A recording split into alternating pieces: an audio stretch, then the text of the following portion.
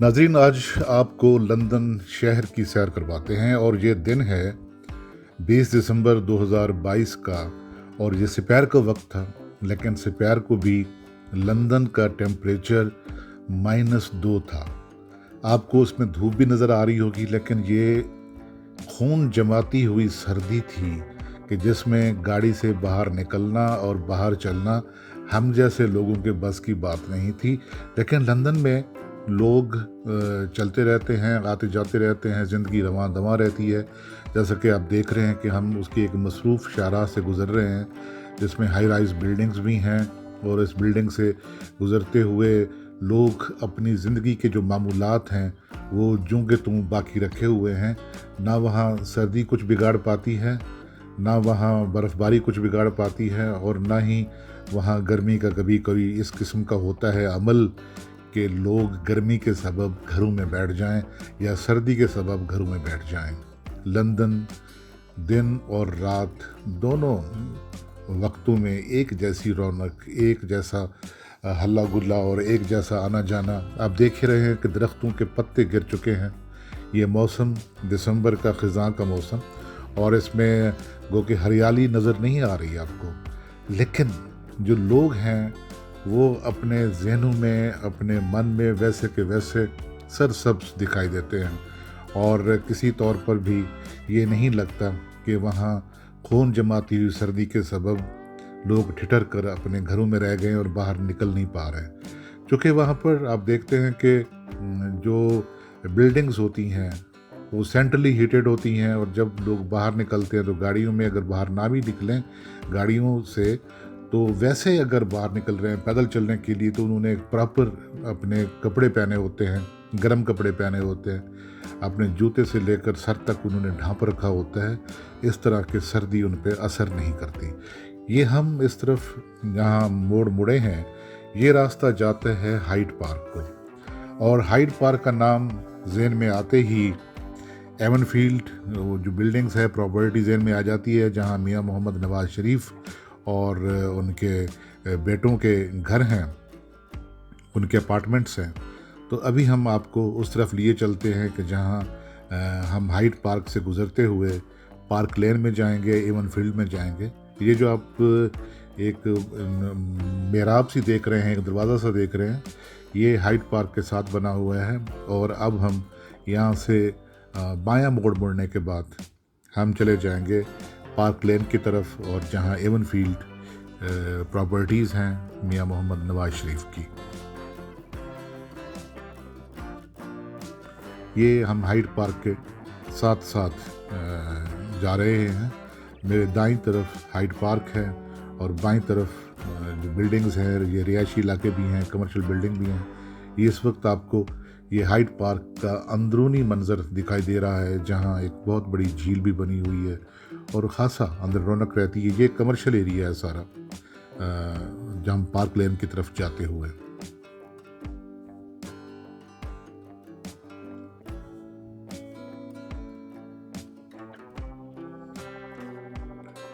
ये दोनों तरफ ये रेजिडेंशियल बिल्डिंग्स हैं, और ये लंदन का महंगा तरीन इलाका है। बल्कि यूँ कह लीजिए कि ये दुनिया भर के जितने महंगे तरीन इलाके हैं रिहायशी, ये उनमें से एक है। और इसकी जो अहमियत है और इसकी जो कीमत है, ये हाइड पार्क की वजह से है। और जो लंदन का ये एरिया है, ये सेंट्रली लोकेटेड है। और कोई भी शख्स जो लंदन आता है हाइड पार्क देखे बगैर या यहाँ से गुजरे बगैर वो नहीं जा सकता। हम वो पार्क लेन की गलियों में चकराते फिर रहे हैं। अब जिस गली में हम दाखिल हुए हैं, यहाँ मियाँ मोहम्मद नवाज़ शरीफ का रेजिडेंशियल अपार्टमेंट्स हैं। ये हमारे बिल्कुल दाएं तरफ ये जो गाड़ी खड़ी हुई है, ये देखिए, ये उनका अपार्टमेंट है, ये उसका एंट्री गेट है। और यहाँ उनके जो बेटे हैं वो भी रहते हैं। और यहाँ मियाँ मोहम्मद नवाज़ शरीफ, आपने पढ़ा होगा एवन फील्ड हाउस लिखा हुआ था। यहाँ से अगर आप सीधे जाएं तो सामने आपको पार्क लेन लिखा हुआ नज़र आएगा। तो वहाँ से आप दाएं मुड़ें तो फिर आप दोबारा से हाइड पार्क की तरफ चले जाते हैं। ये पार्क लेन लिखा हुआ है। यहाँ से हमने दायां मोड़ मुड़ा तो हमारे सामने फिर से हाइड पार्क आ गया, सड़क के उस पार।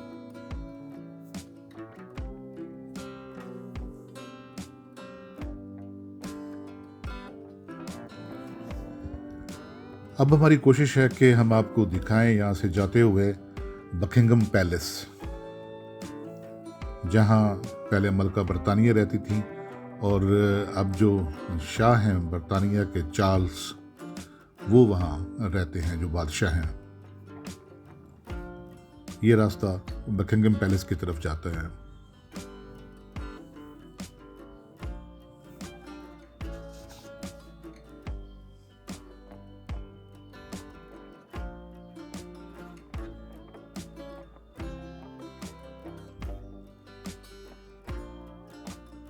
इस रास्ते पे दिन भर और रात को भी बहुत रौनक रहती है। जो हाइड पार्क की तरफ जा रहे होते हैं या हाइड पार्क की तरफ से आ रहे होते हैं लोग, आपने देखा होगा कि वो जो सड़क के उस पार वो आने वाला रास्ता है और ये जाने वाला रास्ता है जो बकिंगम पैलेस की तरफ जा रहा है।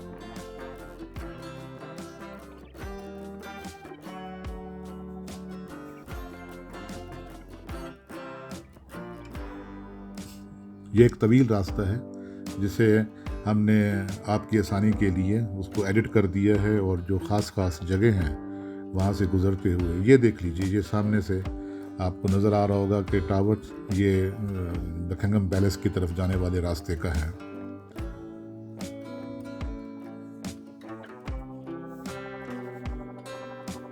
ये रास्ता बकिंगम पैलेस की तरफ जाता है।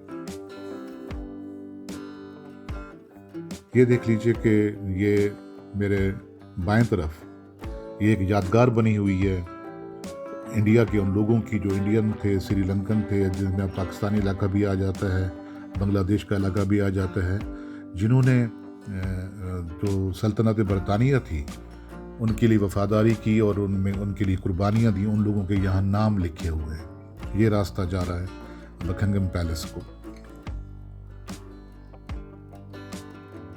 बकिंगम पैलेस की अगर तारीख मैं आपको बताऊं तो ये ड्यूक ऑफ बकिंगम थे, जॉन शेफील्ड। ये उन्होंने 1705 ईस्वी में तामीर किया था और इसे जॉर्ज सोम ने अपनी मलका के लिए 1762 में ले लिया, और 1820 में जॉर्ज चाहरम ने इसे महल में बदल दिया, और फिर आखिरकार 1837 में ये मलका विक्टोरिया की रिहाइशगाह बन गया। यूं मलका विक्टोरिया बरतानिया की वो पहली मलका थी जिन्होंने बकिंगम पैलेस को अपना मस्कन बनाया। ये उसकी मेन इमारत है, बालकोनी है। यहाँ से पहले मलका आती थी और वो दर्शन कराती थी, और फिर अब शहज़ादा चार्ल्स जो होते थे, अब वो किंग चार्ल्स हैं, वो आते हैं। ये टूरिस्ट का हब है। यहाँ सियाहों का एक जमघटा रहता है। दुनिया भर से आने वाले सियाह बकिंगम पैलेस जो आते हैं वो यहाँ खड़े होकर अपनी तस्वीरें बनाते हैं, यहाँ दिन गुजारते हैं, रात गुजारते हैं, वक्त गुजारते हैं अपना, और उनकी ये कोशिश होती है कि कहीं से उनको बादशाह की कोई झलक दिखाई दे। तो इसमें आप देख रहे होंगे कि ये जो चेहरे हैं, जो लोग घूम फिर रहे हैं, ये दुनिया भर के मुख्तलिफ ममालिक से आए हुए सियाह हैं जो यहाँ घूम फिर कर। और ये इतनी सर्दी का वक्त था कि गाड़ी से अगर आप बाहर हाथ निकालते तो हाथ जम जाता था, लेकिन ये जो नौजवान ख़वातीन वज़रात आए हुए हैं, और ये इवन छोटे बच्चों को भी लेकर, चूँकि वो जो प्रॉपरली ड्रेस्ड हैं, उन्होंने गर्म कपड़े पहने हुए हैं, लिहाजा यहाँ वॉक करते हुए या चलते हुए उन्हें एहसास नहीं हो रहा कि उस वक्त दर्जा हरारत जो है वो -2 था। -2 दर्जा हरारत पर ये बकिंगम पैलेस का आपने नज़ारा किया।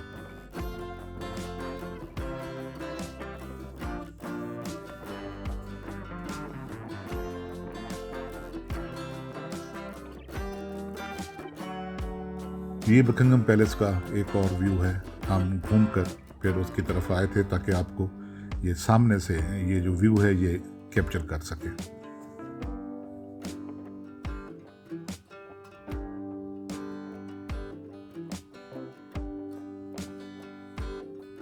ये मॉन्यूमेंट्स बने हुए हैं, ये उसके अतराफ़ में, बकिंघम पैलेस के अतराफ़ में जो सियाहों को अपनी तरफ बहुत ज़्यादा अट्रैक्ट करते हैं।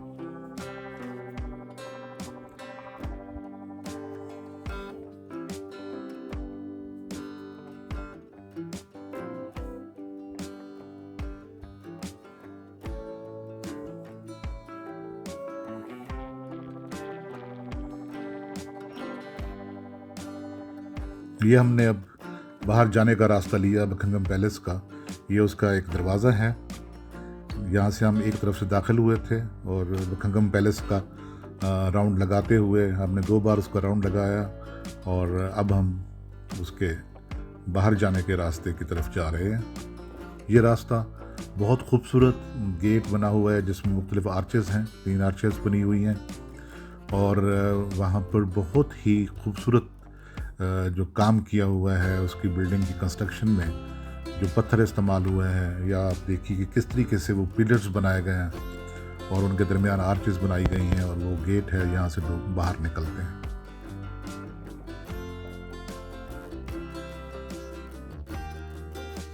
अब जो हम सिपैर को निकले थे अपनी होटल से, अब शाम होने लगी है। ये आपने बिल्डिंग देखी होगी, ये वहाँ का मशहूर ट्रैफलगर स्क्वायर है। ट्रैफलगर स्क्वायर जो था ये 1820 में तामीर होना शुरू हुआ और 1840 तक इसकी तामीर होती रही। यहाँ बहुत मशहूर फ़िल्मों के शूटिंग्स भी हुई हैं या गाने भी पिक्चराइज होते रहते हैं। यहाँ पर भी सियाहों का एक जमघटा रहता है हर वक्त, दिन हो या रात, बारिश हो या बर्फ़बारी, ये यहाँ एक रौनक लगी रहती है। ये जो बिल्डिंग आप देख रहे हैं साथ में, ये नेशनल गैलरी है और आर्ट म्यूज़ियम जिसे कहा जाता है। 1889 में लंदन के एक सनतकार थे हेनरी टेट। उनके पास बहुत ज़्यादा कलेक्शन थी अपनी जो नवादरात की। उन्होंने वो कौम को देने का ऐलान किया, लेकिन उनको रखने की कोई जगह नहीं थी, तो लिहाजा उन्होंने कहा कि इसके लिए एक गैलरी तामीर की जाए जिसके अखराजात वो खुद करेंगे। लिहाजा उन्होंने फ़ंड दिए और इस जगह ये बिल्डिंग तामीर हुई जिसे 1897 में आवाम के लिए खोल दिया गया। अब हम ये ट्रैफलगर स्क्वायर के अतराफ़ में जो गलियां हैं, स्ट्रीट्स हैं, हम वहाँ से घूम रहे हैं ताकि आपको दिखा सकें। यहाँ कनेडियन एम्बेसी भी आएगी और उसके बाद काज़ाकिस्तान एम्बेसी की, क्योंकि ये जगह बहुत ही अहम है, बहुत पुररौनक। यहाँ पर मुख्तलिफ चेन्स हैं, फूड की चेन्स भी हैं, यहाँ पर शॉपिंग एरियाज़ भी बने हुए हैं, शॉपिंग सेंटर्स भी बने हुए हैं और यहाँ से हर वक्त बसें गुज़रती रहती हैं, लोग गुज़रते रहते हैं और दुनिया भर से आने वाले लोग अगर वो ट्रैफलगर स्क्वायर नहीं आते या उसके अतराफ़ की जो गलियाँ हैं वहाँ नहीं घूमते तो समझ लिया जाता है कि उन्होंने लंदन देखा ही नहीं है।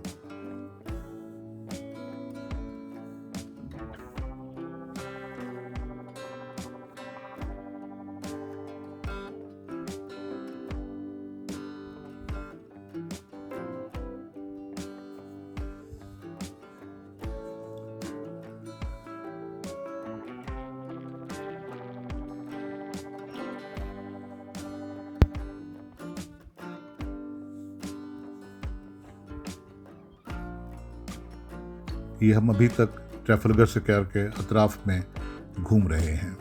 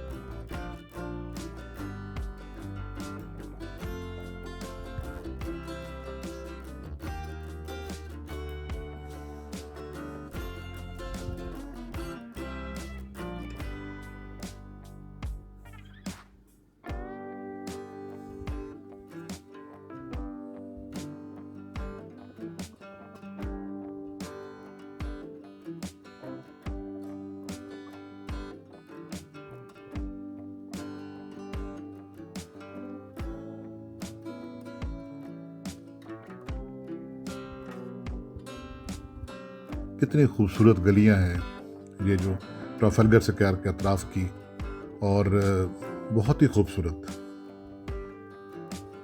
हम फिर से ट्राफल्गर स्क्वायर की हदूद में दाखिल होने वाले हैं। यहाँ से हम घूम कर आए थे।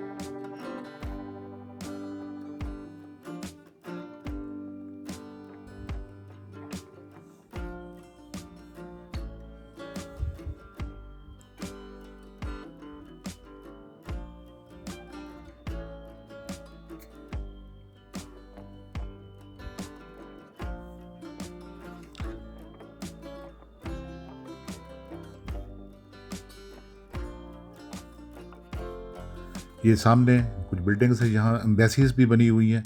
ये सामने आपको दिखाई दे रहा होगा कि यहाँ पर काज़ाकिस्तान की एम्बेसी है ये।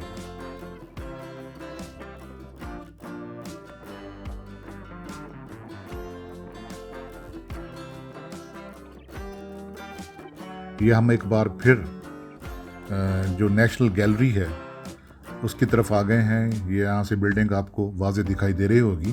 और नेशनल जो गैलरी है, जो आर्ट म्यूज़ियम है, उसके बारे में पहले बता चुका हूँ कि ये 1889 में लंदन के एक सनतकार थे हेनरी टेट, उन्होंने अपनी कलेक्शन दी थी और उसको रखने के लिए फिर ये गैलरी भी उन्हीं के फंड से तामीर की गई थी।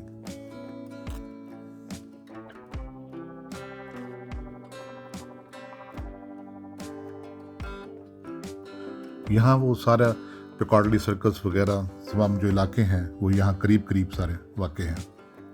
ये सेंट्रल लंदन का एक मेन कह लीजिए कि ये तमाम जो लंदन की 6-7 अहम तरीन जगह हैं वो सारी।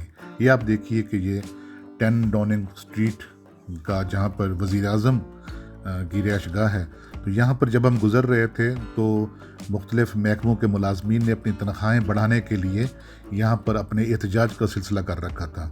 और ये बड़ा दिलचस्प था, और उन्होंने बाकायदा वो बैंड बजाकर एहतजाज कर रहे थे, और हम सोच रहे थे कि शायद इसकी आवाज़ भी वज़ीर आज़म के कानों तक पड़ रही होगी या नहीं पड़ रही होगी।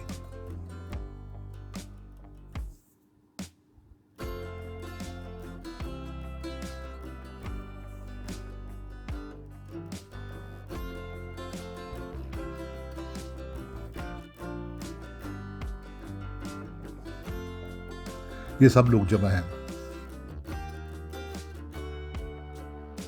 और जैसे हमारे यहाँ शादी में बारात में बैंड बजाए जाते हैं, ये वैसे वहाँ पर बैंड बजाकर कोशिश कर रहे थे कि ये हुकूमत का बैंड बजा सकें, लेकिन ये वहाँ तक आवाज़ें ये नहीं पहुँच पाती। अब हम आ गए हैं जहाँ पर वेस्टमिनिस्टर पैलेस है, जो हाउस ऑफ पार्लियामेंट है, उसकी तरफ हम बढ़ते चले जा रहे हैं। ये आपको जो व्यू दिखाई दे रहा होगा ये वेस्टमिनिस्टर पैलेस का है, जहाँ हाउस ऑफ पार्लियामेंट भी है, और यहाँ पर कैथेड्रल भी है, चर्च भी है। ये उसकी अहम तरीन बिल्डिंग्स में शुमार होता है सेंट्रल लंदन के। ये एक टावर देख रहे होंगे, क्लॉक टावर, जिसमें एक घंटी लगी हुई जिसे बिग बैन कहते हैं।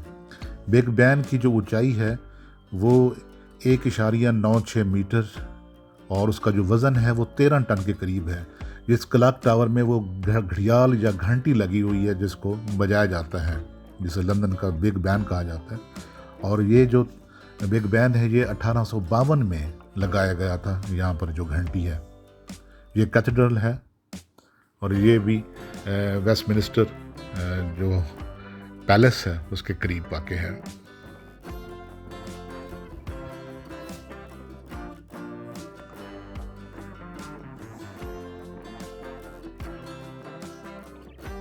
ये देख लीजिए, ये इसे कहते हैं, ये जिसे हम झूला कहते हैं, इसे लंदन आई कहते हैं। लंदन आई में अगर आप बैठें तो ये आहिस्ता आहिस्ता घूमता रहता है, और यहाँ से बैठकर, इस झूले में बैठकर आपको पूरा लंदन दिखाई देता है।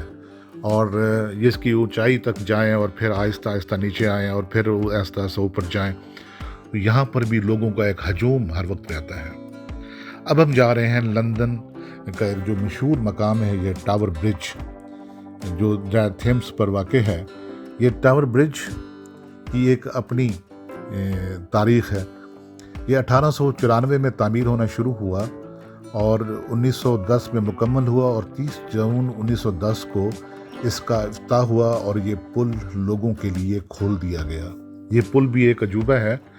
जो भी लंदन आता है अगर वो उसने टावर ब्रिज नहीं देखा तो ये जान लिया जाता है कि उसने कुछ नहीं देखा। ये हम टावर ब्रिज से गुजर रहे हैं। अब शाम गहरी हो चली थी, बल्कि रात का इब्तदाई हिस्सा हो चुका था। लाइट्स ऑन है और रात को ये जो मंज़र है टावर ब्रिज का, लाइट्स का, ये बहुत ज़्यादा दिलकश होकर रह जाता है और हर देखती आंख को अपनी तरफ खींचता है ये मंज़र।